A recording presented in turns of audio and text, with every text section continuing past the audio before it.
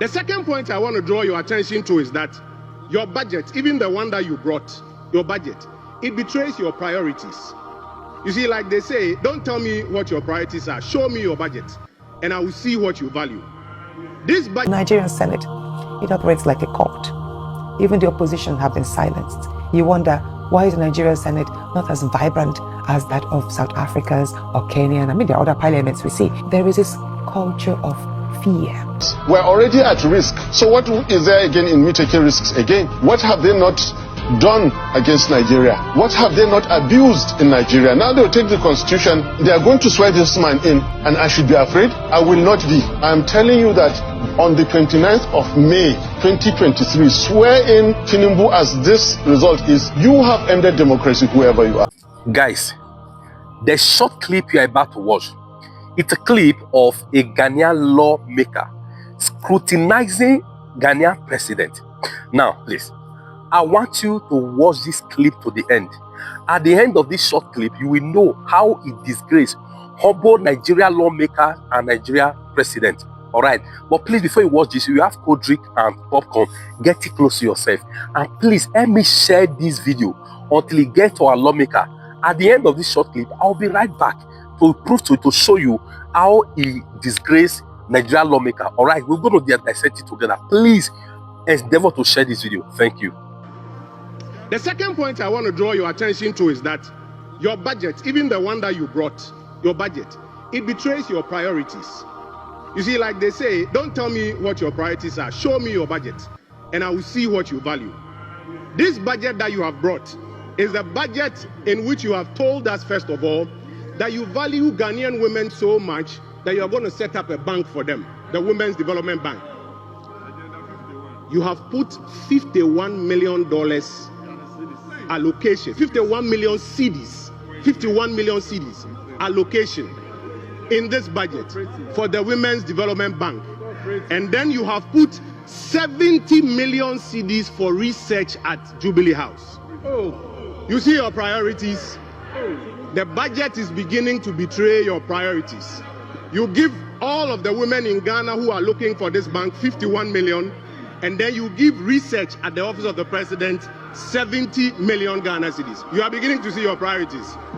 Honorable Deputy Minister, you told us that something has happened that's never happened. The president has gone to negotiate minimum wage. How much? 10%. By the way, the previous administration did way better, 25% plus.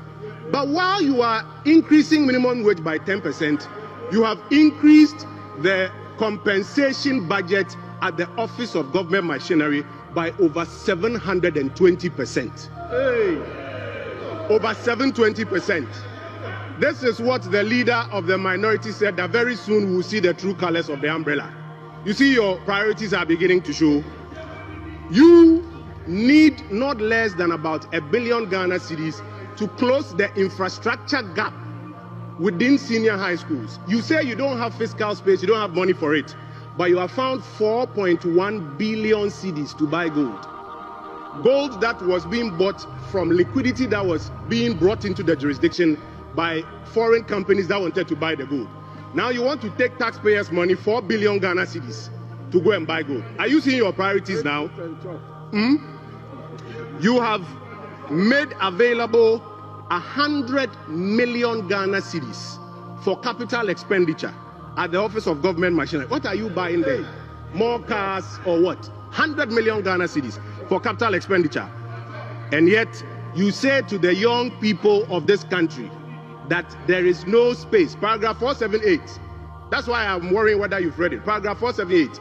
You say there's no fiscal space to recruit young people into the public service.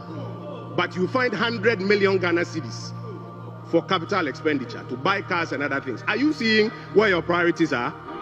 If I take you into a further analysis of your own numbers, Honorable Deputy Minister, your own numbers. Like my brother John Jinapo used to say, Mr. Speaker, we have run the regression analysis and the correlation analysis on this side, and we know all the figures. I'm happy he's here in the chamber. Mr. Speaker, we have also run the analysis. If you look at compensation allocations, Honorable Deputy Minister, do I have your attention? You will find that for the Office of Government Machinery, For the Office of Government Machinery, you have allocated 2.7 billion for compensation. By the way, when it was 327, you used to complain and do press conferences. Now it's 2.7 billion. But what is even more worrying, the economic sector ministries, 7 of them, the ones that are responsible for generating growth, expansion of the economy and jobs for people, you have given them a paltry 2.2 billion Ghana cedis. You value Office of Government Machinery compensation more than 7 economic ministries. You were telling us a few minutes ago that infrastructure is the most important thing. While you have made available 2.7 billion cedis for compensation at the Office of Government Machinery, Honorable Deputy Minister, if you check your budget, the numbers, do you know how much you have given for compensation for the infrastructure sector ministries? A paltry 700 million Ghana cedis. So your budget is showing your priorities. Thank you so much for watching. By now, I'm pretty sure some of you already know how this guy disgraced Nigerian lawmaker. You see, in Natasha's video that I posted the previous day, she said something. He said Nigeria Senate is like a court. Of silencing me. You see, in the Nigerian Senate, it operates like a court. Even the opposition have been silenced. You wonder, why is the Nigerian Senate not as vibrant as that of South Africa's or Kenyan? I mean, there are other parliaments we see. There is this culture of fear. Fear of who? Fear of the institution, fear of the leadership, fear of the Senate president. I mean, if you confront the Senate president or if you express contrary views, then you risk a chance of being stripped of your privileges. You will not speak. If you are a member of certain committees, like what happened to me, you will be removed. You will be sidelined of very important programs that you think could help project your own expertise. You will be cut off a lot of privileges. And that is undemocratic. Can you see the way a lawmaker is calling president to order? But in Nigeria, he went to present budget, right? But on our own, president will go like this. Instead of them singing national anthem, they'll start singing, "Oh, your mandate we shall." On the mandate of the evil president, they will stand. If the president inspires the people, they will stand on his mandate. In other words, Tinubu in Nigerian law, in Nigeria Senate, Tinubu is the law. He is the law. Do you understand? Whatever he say is what stands. Even if whatever he say or is doing or is intend doing is not legal, is against our constitution, they will look for ways to bend the constitution to suit the desire of the president. Just like what transpired 2 days ago.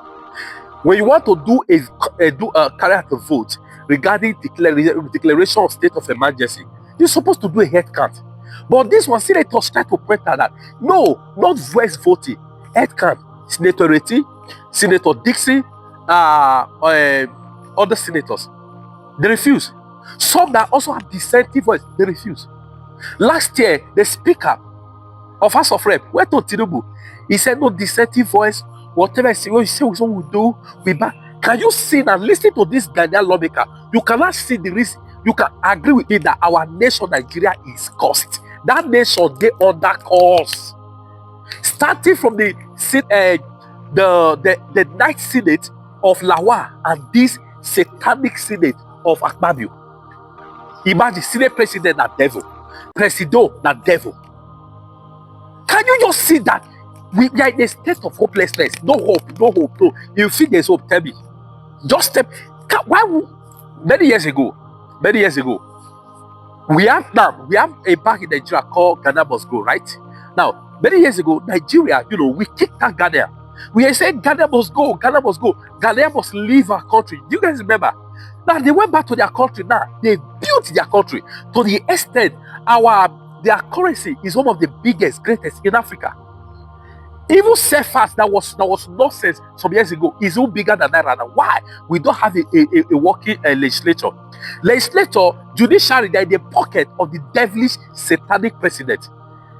You've just seen, you just see how, come to South Africa, go to Ghana, you can see how their legislators are working, how lawmakers are working. You can see for yourself. You can say for yourself. Last year, this president, he had the nerves, the audacity, the capacity and the capability to say, after they have seen your managers, it's all of you are re-elected. Hard neck is in his pocket. What is the way forward? Please, you know the way forward, put it at the comment section. Because as far as I'm concerned, the country is currently in a state of lawlessness. Under Tinubu, you have the nerves to remove a sitting governor, elected governor. Even the world president, Trump, he cannot try it in any state in America. But a drug baron, who is a CIA agent, a drug baron, he will have the nerves after. Oh God. No wonder Peter Obi said some time ago. He said, if you must be called honorable, the way that took you there, you understand, must be honorable. I leave you with the word of Vice President of Peter Obi, Dati Baba Ahmed. Please hear him, and please like the video and please share. Thank you. I'm not taking any risks. Swearing in a ticket that has not met the constitutional requirements of the Constitution is ending democracy. And I'm repeating it. Whoever does not meet the constitutional requirement must never be sworn in. If you like, I can say it again. I'm Dati Baba Ahmed. I'm not taking risks with my safety and with my life. But I'm repeating, swear in anybody who does not meet the constitutional requirements of our country. You are engaging in an unconstitutional act. Mr. President, do not hold that inauguration. CJ and your lordship, do not partake in unconstitutionality. I am taking these risks for the sake of my country. Yes, it is extreme and I'm saying it. It was more extreme for Yakubu to issue that certificate. It was reckless. He is putting all our lives in danger. All of us were already at risk. So what is there again in me taking risks again? What have they not done against Nigeria? What have they not abused in Nigeria? Now they'll take the constitution, they are going to swear this man in, and I should be afraid? I will not be. I'm telling you that on the 29th of May 2023, swear in Tinubu as this result is. You have ended democracy, whoever you are.